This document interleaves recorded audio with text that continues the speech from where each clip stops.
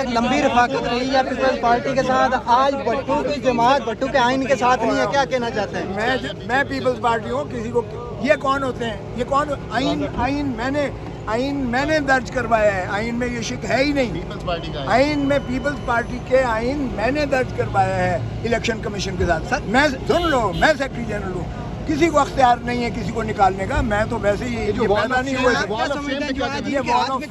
یہ وال of fame ہے بھائی، عوام سے پوچھو. آپ کی تصویر لگا دی ہے، آپ کی تصویر لگی ہے، دوسری تصویر کس کی لگنے والی ہے؟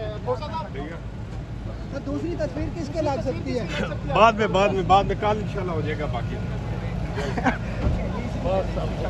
جوڈیشری کی اس تقسیم سے آپ کیا سمجھتے ہیں کہ فائدہ اٹھا سکتی ہے جو مینجمنٹ ہے؟ کیونکہ پنجاب اور خیبر پختونخوا الیکشن کا بھی عمل درآمد نہیں ہوا. فیصلہ تو واضح تھا کہ 14 مئی کو انتخابات ہوں، لیکن نہیں ہوئے انتخابات. یہ ہماری عدلیہ کو ہم مضبوط دیکھنا چاہتے ہیں، ہم غیر متنازع دیکھنا چاہتے ہیں. سچ بات تو یہ ہے. اگر وہ غیر جمہوری قوتیں جو اسے طاقتور نہیں دیکھنا چاہتی، ملٹری کورٹس اس کے پیرالل چلائی جا رہے ہیں، آپ ان کے حوالے سے بتائیں. کہا ہم نے پیرالل، یہ جمہوری، یہ عدالتوں کا قیام، یہ پیرالل جوڈیشل سسٹم کے مترادف ہے. اس کی آئین میں کوئی گنجائش نہیں ہے.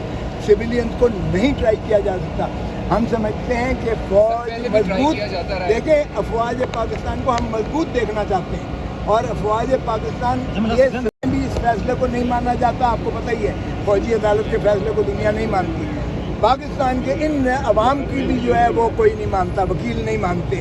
تو ہم چاہتے ہیں کہ فوج اس سویلین اس سے باہر رہے تاکہ فوج کو محبتیں ملیں پاکستان کے عوام کی. فوج مضبوط ہوگی اگر یہ فیصلہ دیتے ہیں کہ فوجی عدالت سویلین نہیں سن سکتی. یقین کریں فوج مضبوط ہوگی کیونکہ عوام فوج کے پیچھے کھڑے ہوں گے.